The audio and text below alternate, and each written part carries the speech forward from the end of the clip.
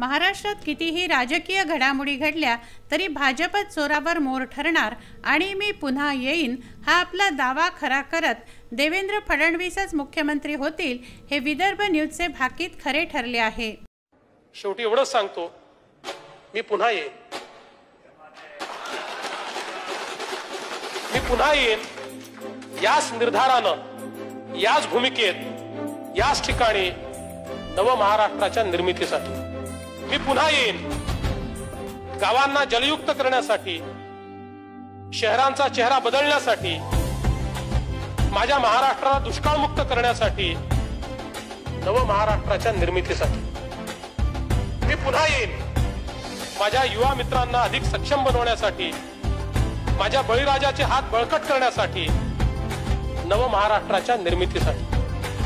मी पुन्हा येईन याच निर्धारानं, याच भूमिकेत, याच ठिकाणी प्रत्येक व्यक्तीची साथ घेत, त्याचा हात हातात घेत माझ्या महाराष्ट्राला एक नवीन रूप देण्यासाठी, नव महाराष्ट्राच्या निर्मितीसाठी मी पुन्हा येईन। राज्यातील सत्ता स्थापनेचा तिढा अखेर सुटला असून उद्धव ठाकरे मुख्यमंत्री पदाची शपथ घेणार असल्याची माहिती समोर होती। त्यापूर्वी शनिवारी सकाळी राज्याच्या राजकारणात मोठी उलटफेर झाली आणि देवेंद्र फडणवीसांनी मुख्यमंत्री पदाची शपथ घेतली, तर अजित पवार उपमुख्यमंत्रीपदी विराजमान झाले आहेत। मी देवेंद्र गंगाधरराव फडणवीस ईश्वर साक्ष शपथ घेतो की कायद्याद्वारे स्थापित झाले आहे अशा भारतीय संविधानाबद्दल मी खरी श्रद्धा व निष्ठा बाळगेन। मी भारताची सार्वभौमता व एकात्मता उन्नत राखीन। मी महाराष्ट्र राज्याचा मुख्यमंत्री म्हणून माझी कामे निष्ठापूर्वक व शुद्ध बुद्धीने पार पाडीन आणि संविधान व कायदा यानुसार सर्व तऱ्हेच्या लोकांना मी निर्भयपणे व निस्पृहपणे तसेच कोणाच्याही विषयी ममत्व भाव किंवा आकस न बाळगता न्याय वागणूक देईन। मी देवेंद्र गंगाधरराव फडणवीस ईश्वर साक्ष शपथ घेतो की महाराष्ट्र राज्याचा मुख्यमंत्री म्हणून माझ्या विचारार्थ आणली जाईल किंवा मला ज्ञात होईल अशी कोणतीही बाब असा मुख्यमंत्री म्हणून माझी कामे यथायोग्य पार पाडण्यासाठी आवश्यक असेल ते खेरीज करून एरवी मी कोणत्याही व्यक्तीला किंवा व्यक्तींना प्रत्यक्षपणे किंवा अप्रत्यक्षपणे कळविणार नाही किंवा त्यांच्याकडे उघड करणार नाही। मी अजित अनंतराव पवार गांभीर्यपूर्वक दृढकथन करतो की कायद्याद्वारे स्थापित झाले आहे अशा भारतीय संविधानाबद्दल मी खरी श्रद्धा व निष्ठा बाळगीन। मी भारताची सार्वभौमता व एकात्मता उन्नत राखीन।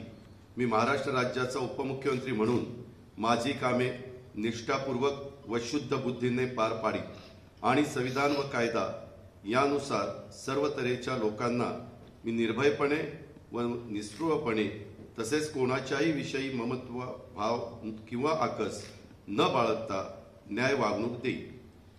मी अजित अनंतराव पवार गांभीर्यपूर्वक दृढकथन करतो की महाराष्ट्र राज्याचा उपमुख्यमंत्री म्हणून माझ्या विचारार्थ आणली जाईल किंवा मला ज्ञात होईल अशी कोणतीही बाब असा उपमुख्यमंत्री म्हणून माझी कामे यथायोग्य पार पाडण्यासाठी आवश्यक असेल ते खेरीज करून एरवी मी कोणत्याही व्यक्तीला किंवा व्यक्तींना प्रत्यक्षपणे व अप्रत्यक्षपणे कळवणार नाही किंवा त्यांच्याकडे उघड करणार नाही। राज्यातील राजकारणाचे चक्र अचानक फिरल्याने सर्वांनाच धक्का बसलाय। मात्र हे भाकीत 18 नोव्हेंबरच्या बातमीपत्रातच विदर्भ न्यूजने वर्तवले ते खरे झाले आहे। राज्यातील राजकारणाचे चक्र अचानक फिरल्याने सर्वांनाच धक्का बसला आहे। मात्र हे भाकीत 18 नोव्हेंबरच्या बातमीपत्रातच वर्तवले होते ते विदर्भ न्यूजचे भाकीत खरे झाले आहे। मुंबईतील राजभवनात सर्वात मोठी घडामोड झाली आणि राज्यपालांच्या उपस्थितीत देवेंद्र फडणवीस यांनी मुख्यमंत्री पदाची शपथ घेतली। एकीकडे महाविकास आघाडीच्या बैठकींचं सूत्र सुरू असतानाच महाराष्ट्राच्या राजकारणात मोठा ट्विस्ट आलाय। देवेंद्र फडणवीसच महाराष्ट्राचे मुख्यमंत्री बनणार हे भाकीत विदर्भ न्यूजचं होतं ते खरं ठरलं आहे। केंद्रात नरेंद्र तर महाराष्ट्रात देवेंद्र हे समीकरण पुन्हा जुळलंय। विदर्भ न्यूजसाठी डॉक्टर कुशल लोटे यांचा हा संपादकीय वृत्तांत। शेवटी एवढंच सांगतो, मी पुन्हा येईन याच निर्धारानं, याच भूमिकेत, याच ठिकाणी नव महाराष्ट्राच्या निर्मितीसाठी।